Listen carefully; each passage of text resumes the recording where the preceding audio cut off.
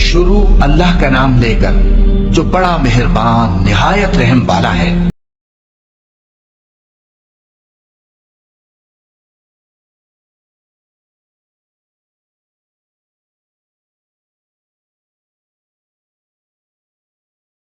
جو مخلوق آسمانوں اور زمین میں ہے اللہ کی تسبیح کرتی ہے اور وہ غالب ہے، حکمت والا ہے۔ آسمانوں اور زمین کی بادشاہی اسی کی ہے، وہی زندگی دیتا ہے اور وہی موت دیتا ہے اور وہ ہر چیز پر قادر ہے۔ وہی اول اور وہی آخر اور اپنی قدرتوں سے سب پر ظاہر اور پھر بھی پوشیدہ ہے، اور وہ ہر چیز کا خوب جاننے والا ہے۔ وہی ہے جس نے آسمانوں اور زمین کو 6 دن میں پیدا کیا، پھر عرش پر جلوہ افروز ہوا۔ جو چیز زمین میں داخل ہوتی اور جو اس سے نکلتی ہے اور جو آسمان سے اترتی اور جو اس میں چڑھتی ہے، سب اس کو معلوم ہے۔ اور تم جہاں کہیں بھی ہو وہ تمہارے ساتھ ہوتا ہے، اور جو کچھ تم کرتے ہو اللہ اس کو دیکھ رہا ہے۔ آسمانوں اور زمین کی بادشاہی اسی کی ہے اور سب معاملات اسی کی طرف رجوع ہوتے ہیں۔ وہی رات کو دن میں داخل کرتا اور دن کو رات میں داخل کرتا ہے، اور وہ دلوں کے بھیدوں تک سے واقف ہے۔ لوگوں، اللہ پر اور اس کے رسول صلی اللہ علیہ وآلہ وسلم پر ایمان لاؤ، اور جس مال میں اس نے تم کو اپنا نائب بنایا ہے اس میں سے خرچ کرو۔ اب جو لوگ تم میں سے ایمان لائے اور مال خرچ کرتے رہے ان کے لیے بڑا ثواب ہے۔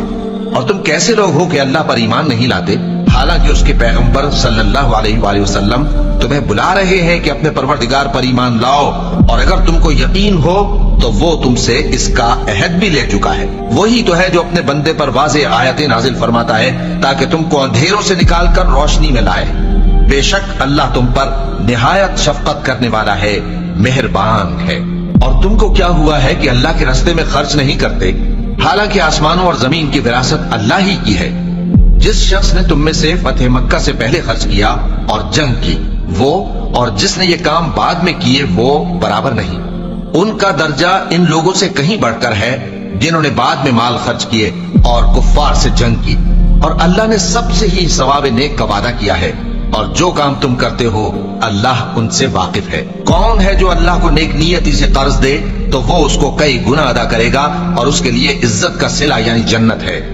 جس دن تم مومن مردوں اور مومن عورتوں کو دیکھو گے کہ ان کے ایمان کا نور ان کے آگے آگے اور داہنی طرف چل رہا ہے، تو ان سے کہا جائے گا کہ تم کو بشارت ہو کہ آج تمہارے لیے باغ ہیں جن کے نیچے نہریں بہ رہی ہیں، ان میں تم ہمیشہ رہو گے، یہی بڑی کامیابی ہے۔ اس دن منافق مرد اور منافق عورتیں مومنوں سے کہیں گے کہ ہمارے لیے انتظار کرو کہ ہم بھی تمہارے نور سے روشنی حاصل کریں۔ ان سے کہا جائے گا کہ پیچھے کو لوٹ جاؤ، بس وہاں نور تلاش کرو۔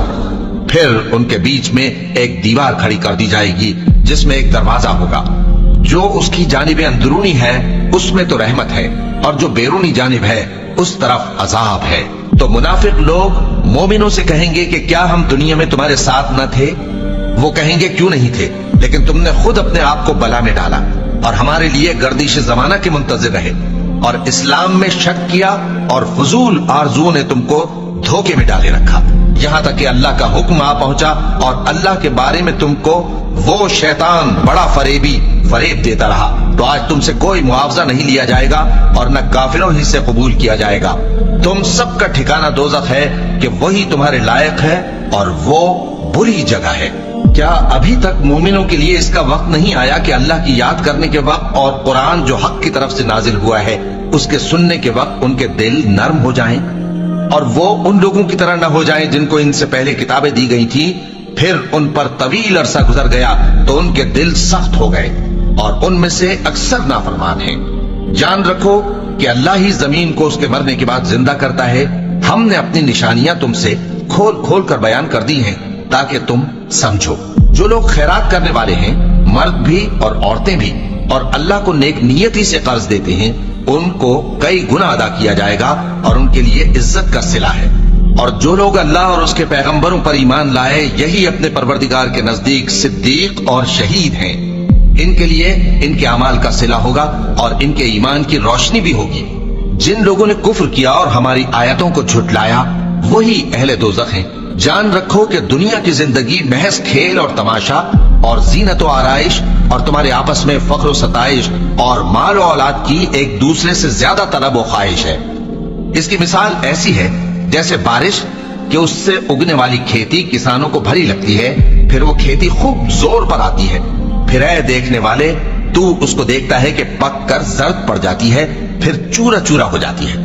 اور آخرت میں کافروں کے لیے عذاب شدید اور مومنوں کے لیے اللہ کی طرف سے بخشش اور خوشنودی ہے۔ اور دنیا کی زندگی تو دھوکے کا سامان ہے۔ بندو اپنے پروردگار کی بخشش کی طرف اور جنت کی طرف لپکو، جس کا عرض آسمان اور زمین کے عرض کا سا ہے، اور وہ ان لوگوں کے لیے تیار کی گئی ہے جو اللہ پر اور اس کے پیغمبروں پر ایمان لائے ہیں۔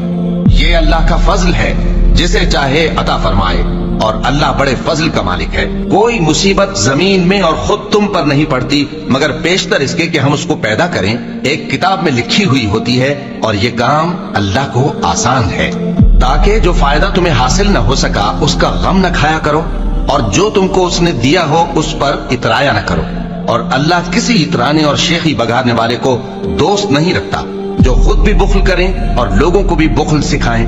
اور جو شخص روح گردانی کرے تو اللہ بھی بے نیاز ہے، لائق حمد و ثنا ہے۔ ہم نے اپنے پیغمبروں کو کھلی نشانیاں دے کر بھیجا اور ان پر کتابیں نازل کی اور میزان عدل، تاکہ لوگ انصاف پر قائم رہیں۔ اور لوہا پیدا کیا کہ اس میں اسلحہ جنگ کے لحاظ سے زور بھی بہت ہے اور لوگوں کے لیے فائدے بھی ہیں، اور اس لیے کہ جو لوگ بن دیکھے اللہ اور اس کے پیغمبروں کی مدد کرتے ہیں، اللہ ان کو معلوم کرے۔ بے شک اللہ زور آور ہے، غالب ہے۔ اور ہم نے نوح اور ابراہیم کو پیغمبر بنا کر بھیجا اور ان کی اولاد میں پیغمبری اور کتاب کے سلسلے کو وقتاً فوقتاً جاری رکھا، سو بعض تو ان میں سے ہدایت پر ہیں اور اکثر ان میں سے نافرمان ہیں۔ پھر ان کے پیچھے انہی کے قدموں پر اور پیغمبر بھیجے، اور ان کے پیچھے مریم کے بیٹے عیسیٰ کو بھیجا، اور ان کو انجیل عنایت کی، اور جن لوگوں نے ان کی پیروی کی ان کے دلوں میں شفقت اور مہربانی ڈال دی۔